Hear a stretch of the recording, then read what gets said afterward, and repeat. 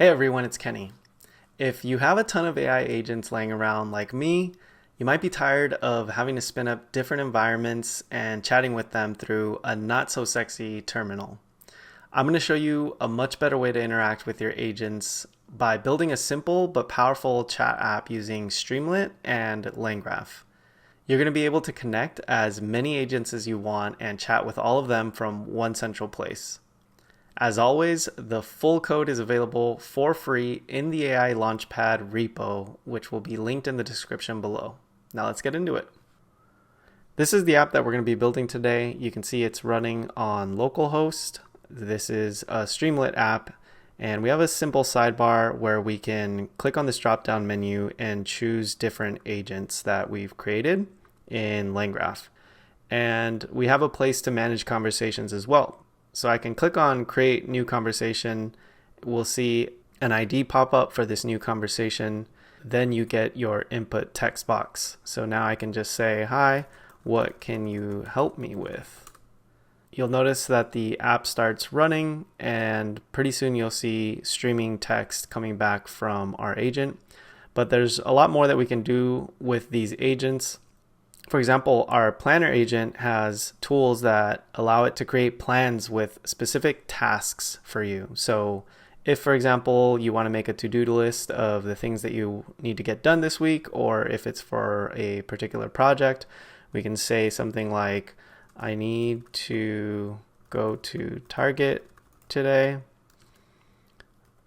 pick up Charco from at 4:30 p.m. and tomorrow my homework is due. So we can give these tasks to the agent and it'll go ahead and create a new task list, putting in each one of these items so it can track them over time. And you'll see that we get, in addition to streaming, once everything has been parsed, you get the tool calls here, including all of the input arguments to the tool call printed out nicely as a JSON so we can see exactly what the structure is. We also get the tool result back in this expander. So it'll hide by default, but you can expand it to see what the tool output was. And in this case, again, it's just the task list. And then you get the nice summary from the agent. The other thing we can do is create a new conversation and then switch agents. So if I go to the LinkedIn writer now, I can say, write a post about how AI will impact the software engineering job market. So this is a question I actually got from one of you guys in the comments. So we can have this LinkedIn writer do some research. It has the ability to search the web and basically scrape the any web page and then use that to write LinkedIn content. So we'll see what that content looks like in a bit. Okay, and it just finished. So if we scroll back up, we can see that it generated a task list. So this agent, the LinkedIn writer, similarly has the ability to create tasks and manage its own tasks. And that just helps it when it's doing some long running task where there's many steps to it, and this helps keep it on track. So it's going to generate that task and then view it.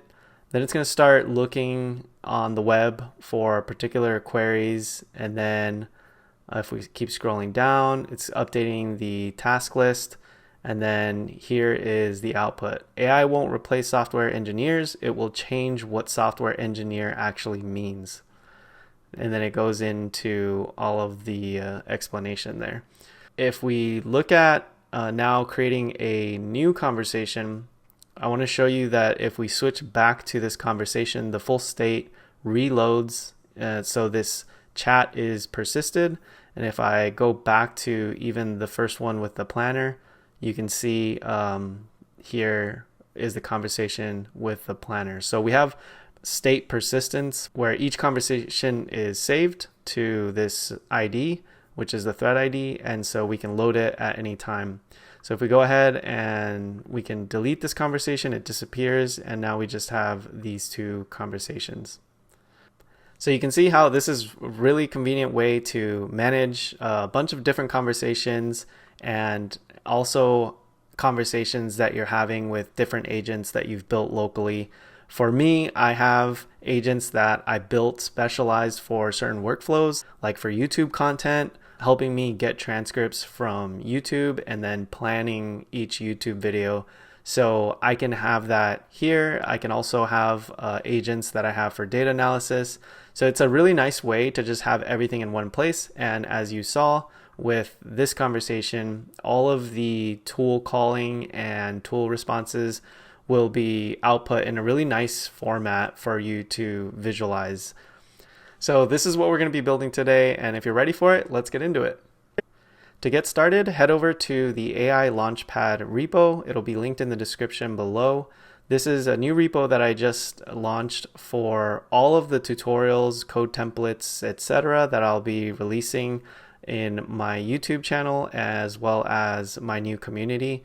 So feel free to join us in the Discord server as well if you are interested. But basically this repo is going to have all of the projects and tutorials going forward. So you can set it up once. It's a 4-step process, and then you'll be able to run all of the projects and tutorials in this repo. The first step is to install UV. So if you don't have it yet, make sure you do that. And then what we're going to do is clone the repo. So you can just copy this second command here. Open up a terminal and paste in the clone command.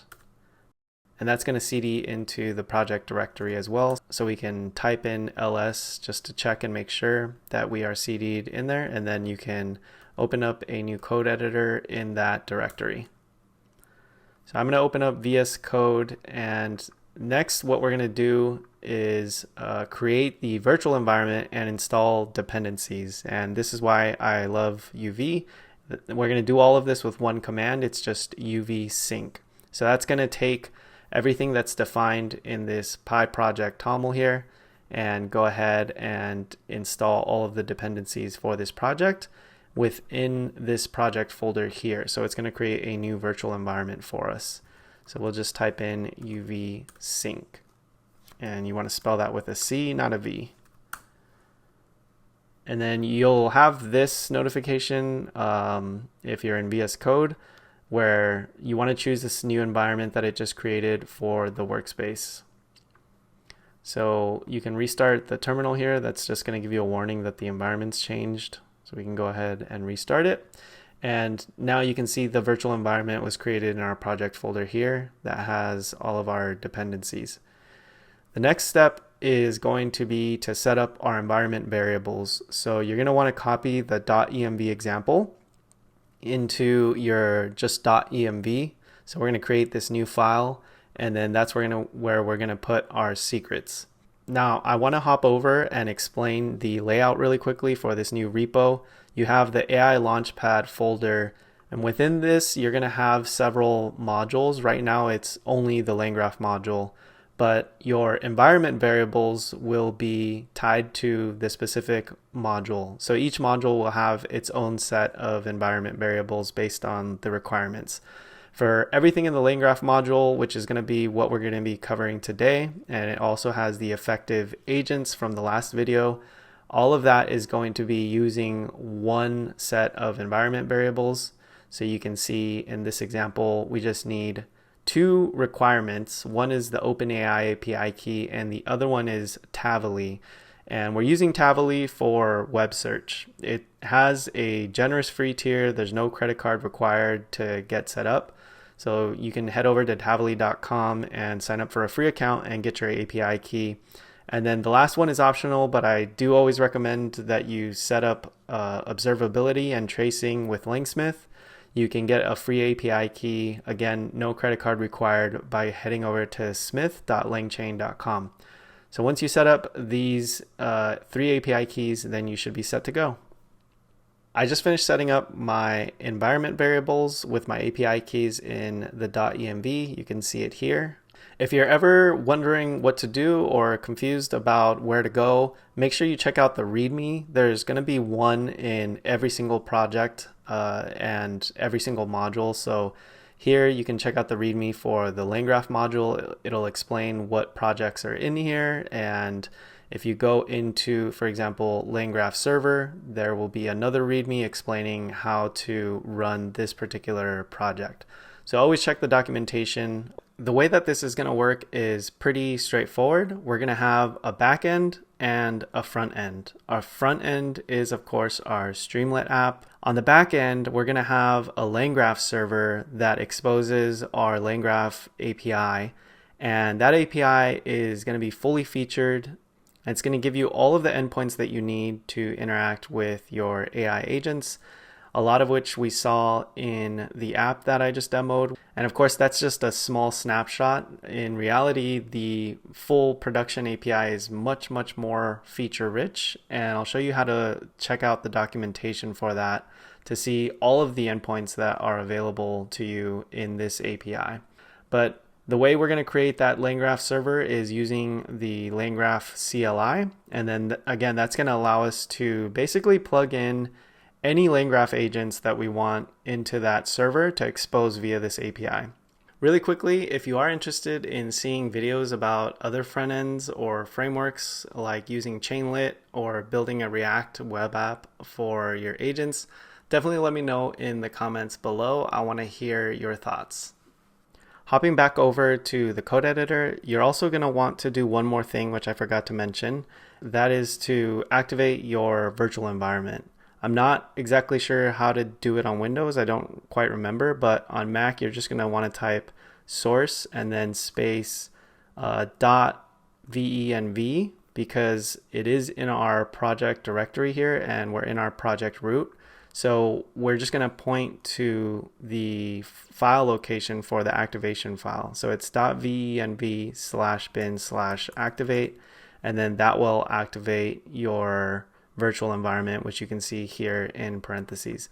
That's going to allow us to access the Langgraph CLI, which if you open the pyproject.toml, you'll see that the Langgraph CLI with the inmem flag is installed here. So when you hit UV sync, this was installed into our virtual environment. So the way you'll know it's working is you should be able to type Langgraph and then you'll get the options for the Langgraph CLI. The way we're going to spin up our Langgraph server is using this dev function. Now you can also create a full Docker file, and I made a video on this on how to deploy a Langgraph server into production. That's actually using this Docker file method here. So if you're interested, I'll link that video in the description as well, and you can check out how to deploy this to production. What we're going to do is expose this locally. So we're just going to use this dev command, and that's going to spin up a Langgraph API server in development mode. So as you're working and making changes to your code or to your agents, it'll immediately be reflected in the API so that your front end will immediately get those changes. Now, before we spin up the server, there is just one file in this Langgraph server that you'll see, which is the langgraph.json.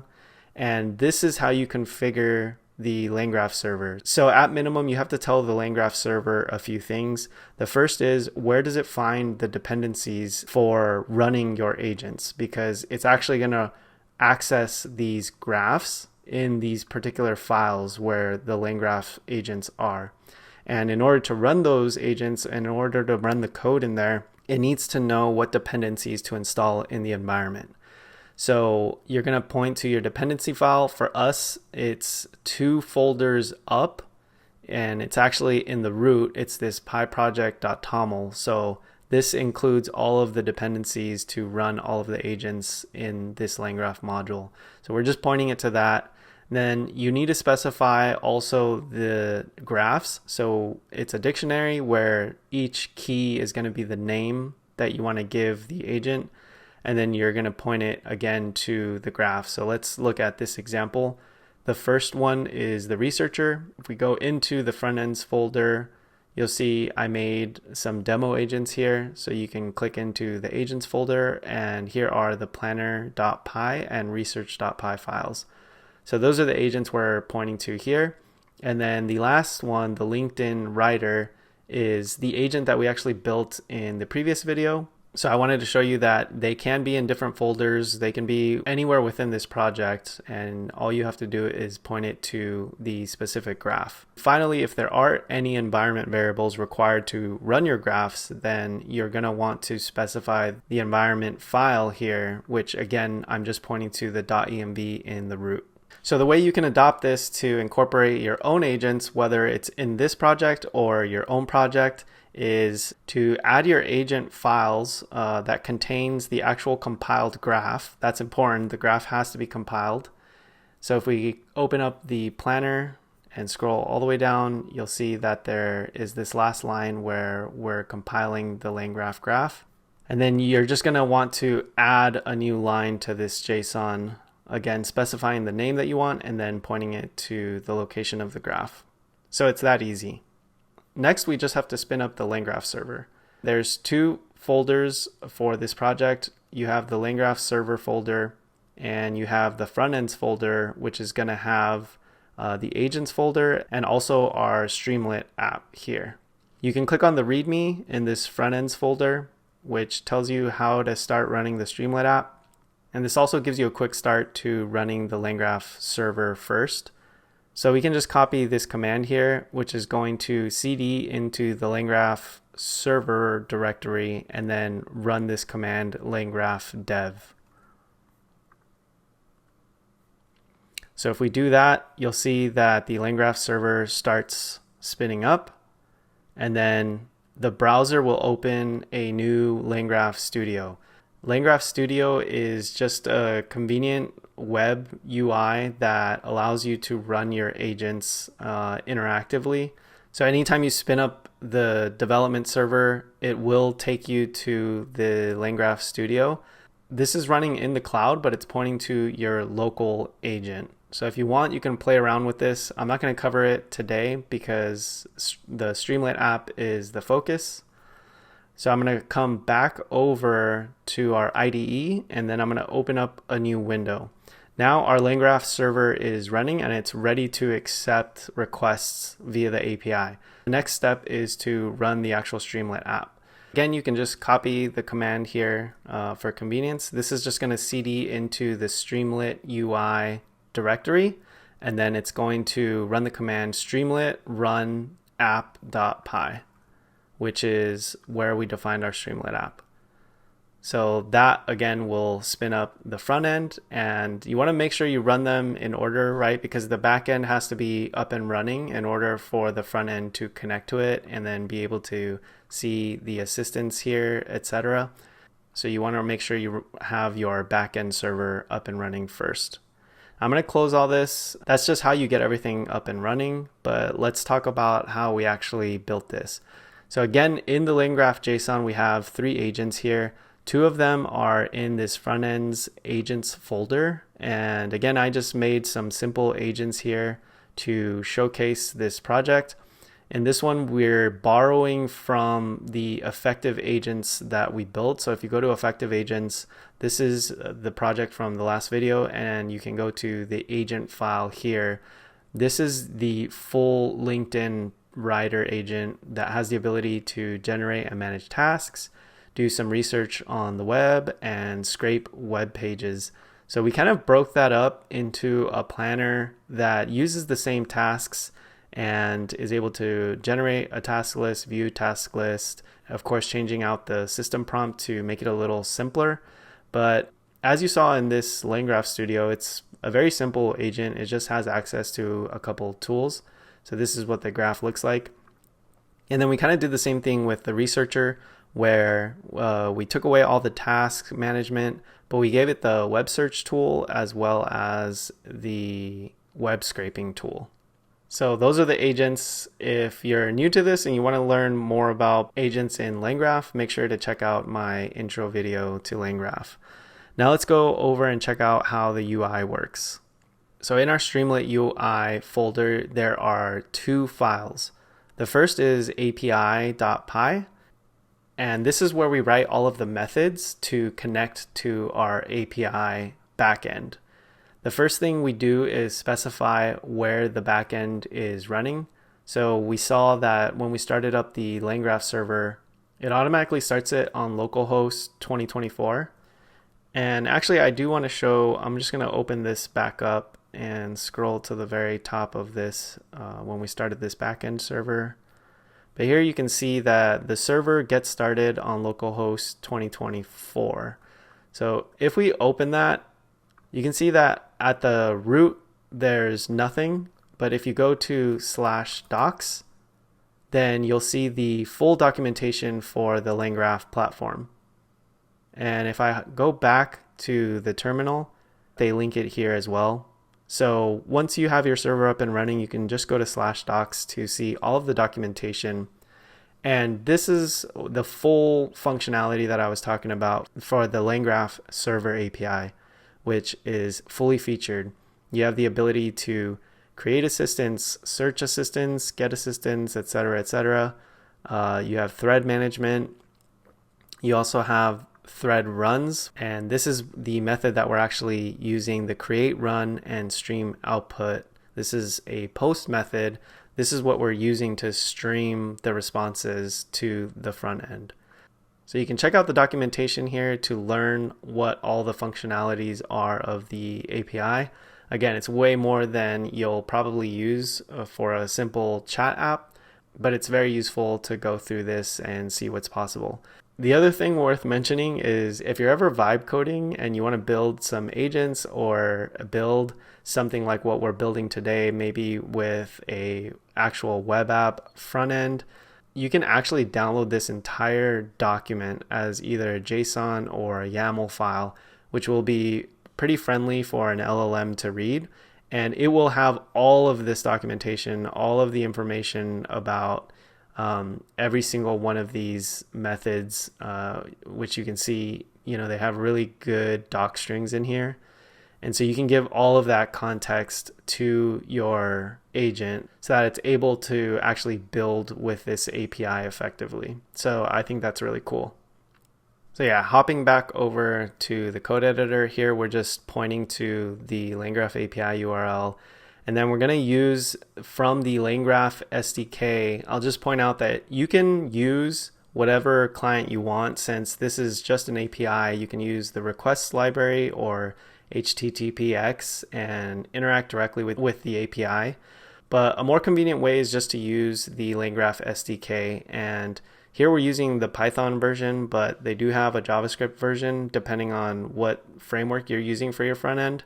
So here we're just getting our client, and this is going to be responsible for making all of the requests and interacting with that API. What makes it really nice is that you can just use the convenience functions that they have here. So for example, you can do client.assistance.search instead of writing out the full API request. So I highly recommend using the SDK whenever you can. And you're going to have the full functionality of the API, so really it just makes your life a bit easier. So here we're defining the core functions that we're going to use. Again, this is just a tiny subset of everything that's possible, but you have your get assistance, create a thread, search threads, delete threads, get the thread state. So after every single run, we can check the thread state to get the full conversation history to that point, or other variables if you're saving other things to the state. And then I always have a method to parse or process the chunks from the stream. This run thread stream method I create by first iterating through all of the chunks that come from calling that endpoint that I just talked about, client.runs.stream. So this is going to stream out all of these chunks, and we're just going to go through and parse each one of those chunks, check what type of data is in that chunk, and then depending on the type, whether it's a tool call or a tool response or just a regular AI message, we're going to yield different parts of it. So this is actually a generator function, and we're going to yield a different string depending on what type of chunk we're getting. So this is how we're able to format the outputs based on the message type that's coming in. And that's it for the API. If you want to mess with this, feel free to add more functions here to interact with some of the other API endpoints. Now hopping over to the actual Streamlit app in app.py, And we're just going to be importing all of those API methods that we just covered. This isn't going to be a tutorial from scratch on Streamlit. I'm just going to walk through some of this code, mainly to show you what the logic is in order to get the core functionality for an AI chat app like this, like streaming and getting the tool responses, etc. So we're going to start by initializing our state, and we're going to leverage some of those methods from the API file. So for example, we're going to use the get assistance to just see what assistance we have. We're also going to define some convenience functions around some of those core API methods. So for example, to create a new thread, there's actually several steps we need to do. We can create the new thread using the API, but on the front end, we also want to do a few follow-up steps, which is to add that new thread ID that we just created to the list of available thread IDs. And this is how we're able to display that list of conversations, because each conversation in Langgraph corresponds to a different thread ID. So we want to track that list of thread IDs. We also want to be able to get the entire thread state, and that's going to have the full conversation history for each thread, as well as anything else we're saving to the state of that particular agent. Lastly, we're going to set the active thread ID or the selected thread ID. So this just tells us which conversation we want to actually load into that chat interface. Similarly, when we delete a thread, there's several things we need to do. We need to delete the thread using the API. So we're deleting it in the back end, and then we need to remove that thread from the list of thread IDs that we have on the front end, since that's in our front end session state for Streamlit. And then we're going to clear out the thread state for that particular thread since it no longer exists. So we've just created a couple of convenience functions to take care of all of those steps. After we define all of our methods, we're going to initialize the state, and you can just put in whatever user ID you want here. I just put Kenny. And this is where the UI really starts. For the UI, we have our sidebar where we set up our sidebar context with the with statement. And then we have our user ID just printed there. We have the list of assistants that we're putting into this select box, so the user can just choose it. And then whenever we choose an assistant from here, we're just going to set the active assistant ID based on that selection. So that's going to allow us to send that particular assistant ID to the backend when we make an API call. And then we're going to set up our buttons to create this new thread. That's just going to call that function that we saw defined above.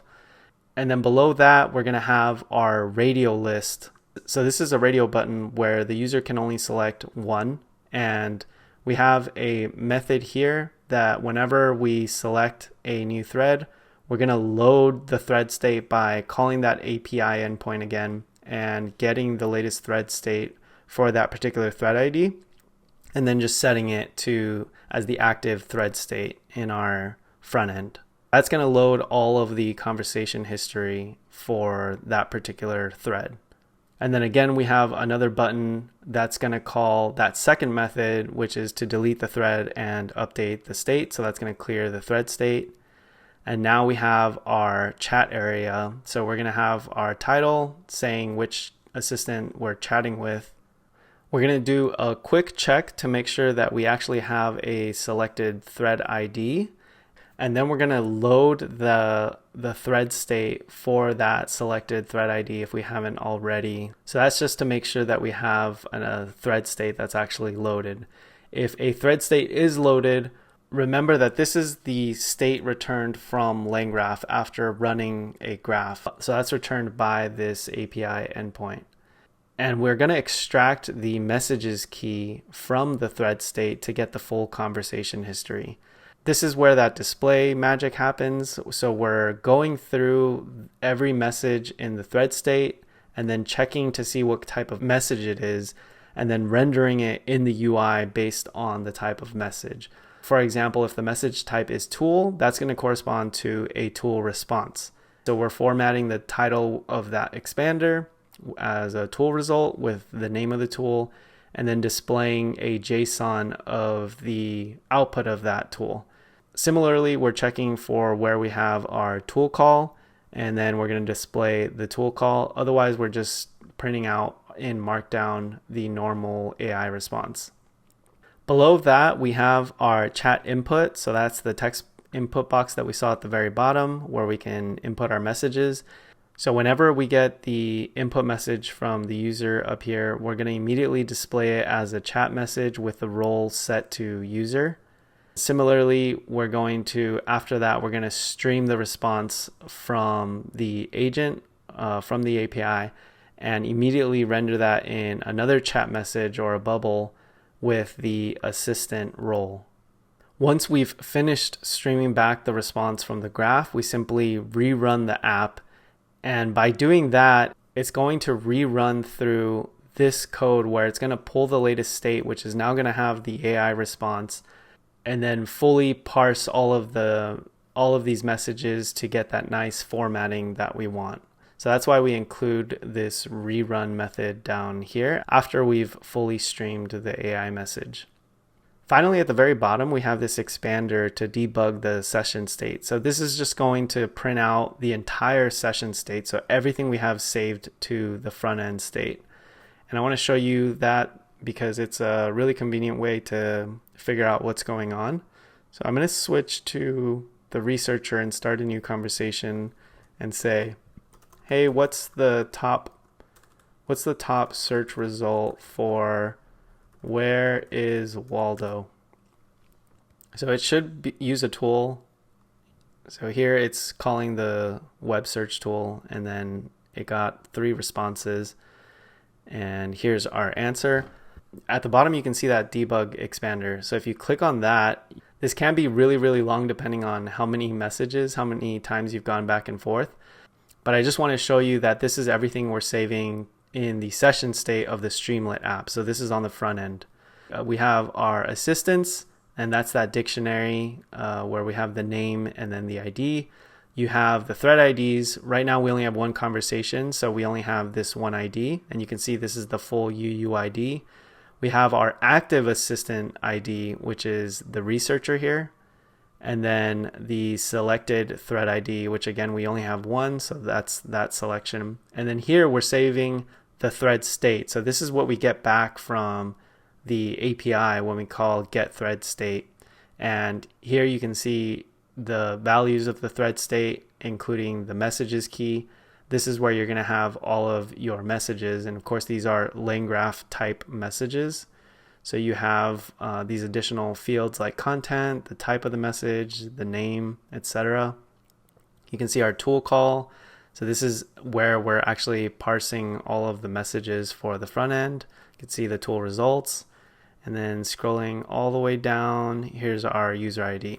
So this can be really useful. I included this printout of the entire session state because it makes debugging things and understanding what's going on under the hood a lot easier. So that's how you can serve any of your Langgraph agents with the Langgraph Server API, and then build a front end in Streamlit to chat with any of those AI agents in about 100 lines of code. This says 170, but a lot of this is documentation and comments. So you can see how quick it is to have a really nice UI to chat with all of your agents. Now, I've also built several front ends using Next.js, and if that's something that you guys are interested in seeing, definitely let me know in the comments below. I wanted to start with Streamlit because it's pretty easy and approachable for people that know Python. But yeah, if there's any other UI library or framework you want to see, let me know. I know I've gotten some comments and requests for Chainlit as well, so maybe I'll do that one in the future. Let me know in the comments below if you want to see that or any other framework for building front ends. But that's going to do it for today's video. Thank you guys so much for watching. I hope you got a lot out of this video, and I hope to see you in the next one.